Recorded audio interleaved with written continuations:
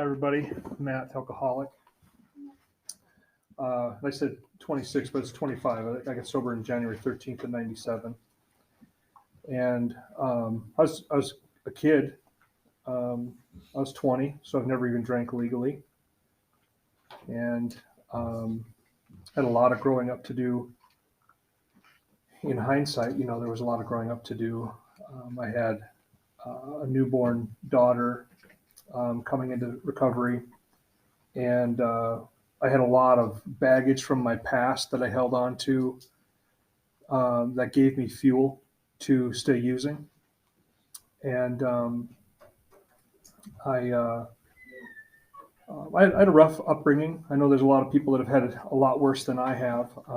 But my stepdad used to beat the hell out of us, and my biological dad had been in prison many times. And we were really poor and moved around a few times. My stepdad had us move right after my older sister went into foster care. She was 14 and I was 11. And I have 13 siblings, and you probably, maybe some of you can follow this. My mom and dad had 2 kids. My dad got remarried and had 3 more. My mom got remarried and had 4 more. Then I went into foster care, and there's 4 more, or however many. I lose count of it sometimes, but 13 total. And all 9 of my biological siblings went into foster care, and we all grew up in separate homes. So I'm closer with my foster siblings than I am my biological siblings, because I spent more time with them in my teenage years. So I had all of that that I would use to get out of trouble. I never got sent to juvie or anything like that, but I certainly could have. But I did seem to talk myself out of getting in trouble a bunch of times. So into recovery, full of fear, fear of the unknown, fear of anything positive, fear of anything changing. Just scared. Just lived every day just scared. And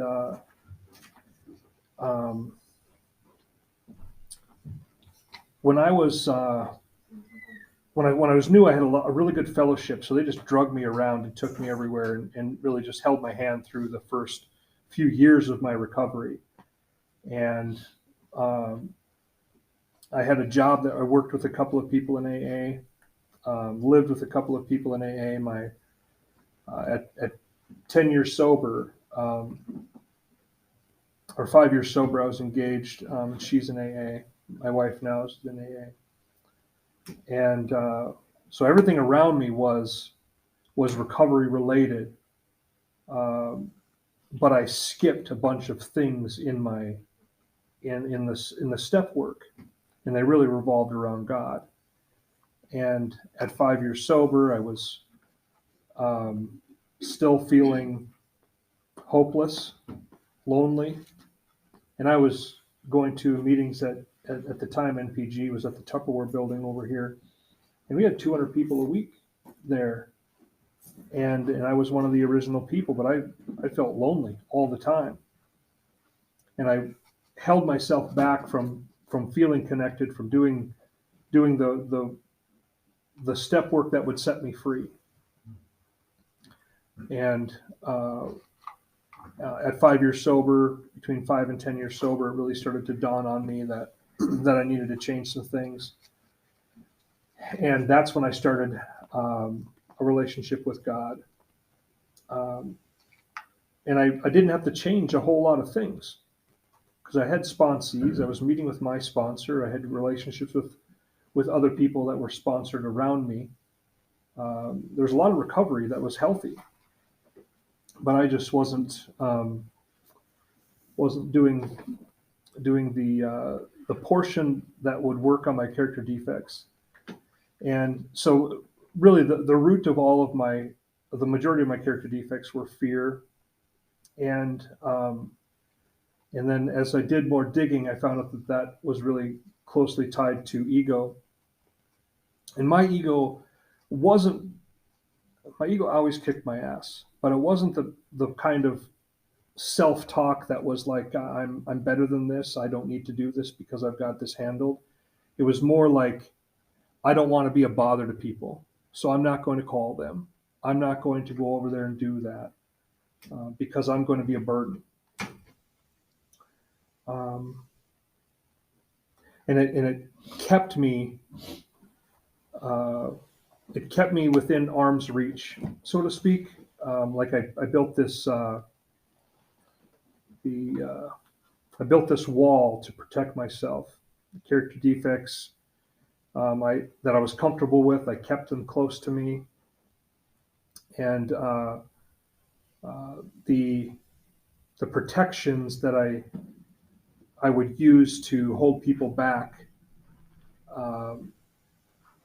At some point, they become where they hold me in. It's no longer holding people back; it's holding me in. And I started working on my relationship with God. Started trying to work on my ego, and I had to let go of some of my character defects in order to be free of the walls that I was putting up in front of people. I had to get rid of that if I was going to get any better. I feel a bit scattered today. I apologize about that. The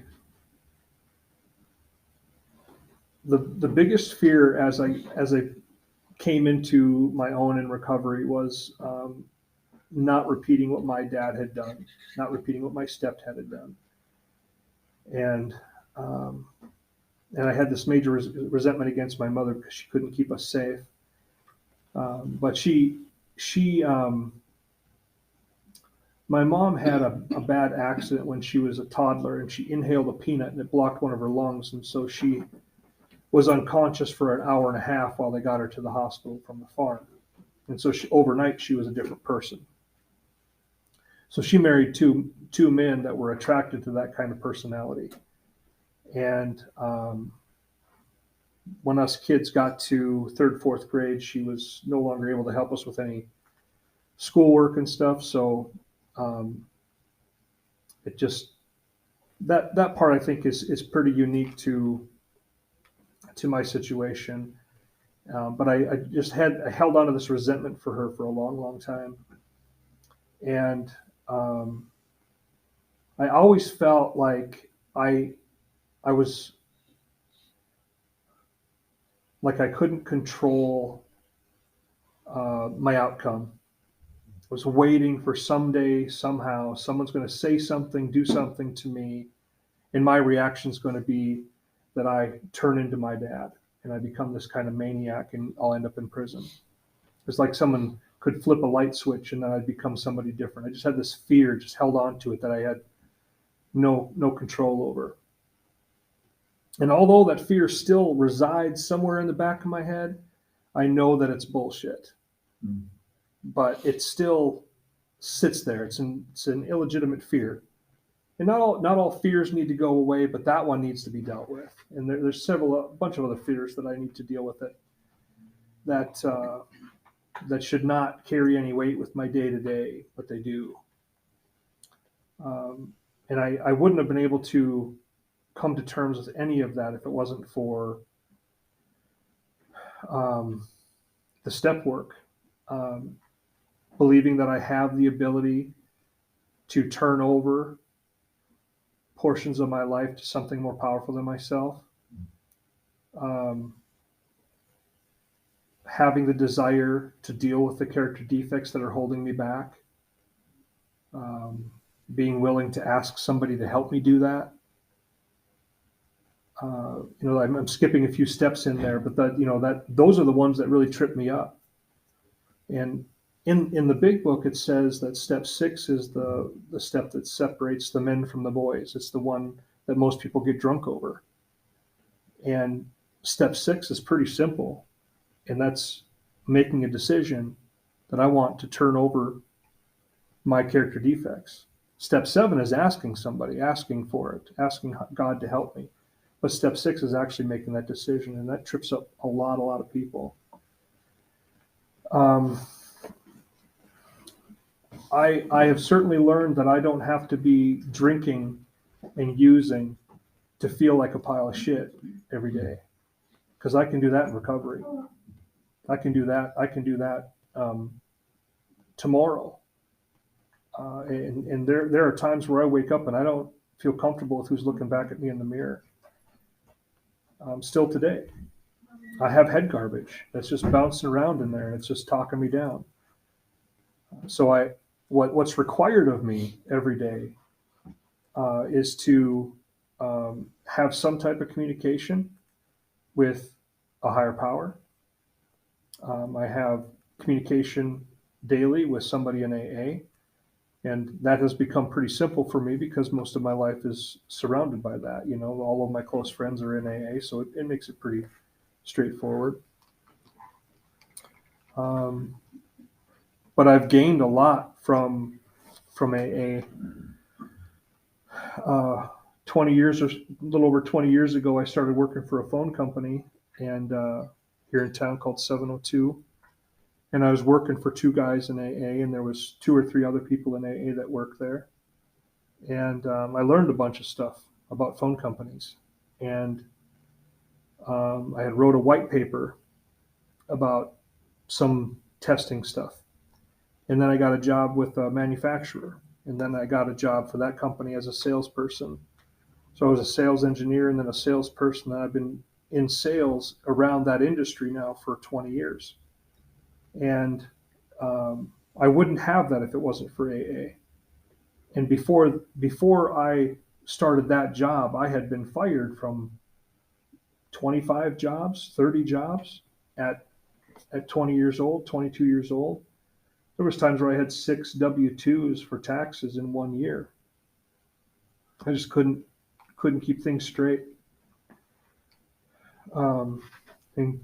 In hindsight, it was all these fears that had nothing to do with work, but they were fears that were holding me back. So I got this career today, and I travel quite a bit. It's my career's taken me internationally sometimes, so that's been pretty cool. But the biggest thing that I've gained from my time in AA and my fears specifically is the relationship that I have with my kids.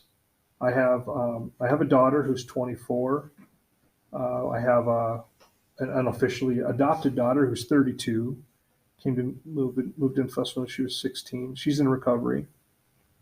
And then my wife and I have 3 boys who are 12, 13, and 18.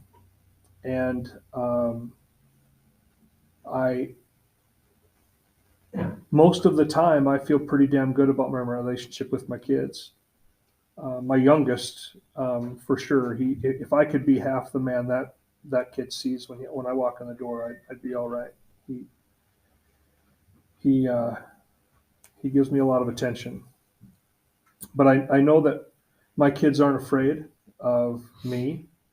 They're not afraid to show emotions in front of me. They've seen me be upset. They've seen me cry. They've seen me apologize when I've screwed up with them. So it's the one of the big driver has always been that I'm going to end the cycle of abuse. It's not going to get passed on past me. It ends with me. And my kids don't have that kind of fear with me. AA has helped me do that. And recovery has made that possible.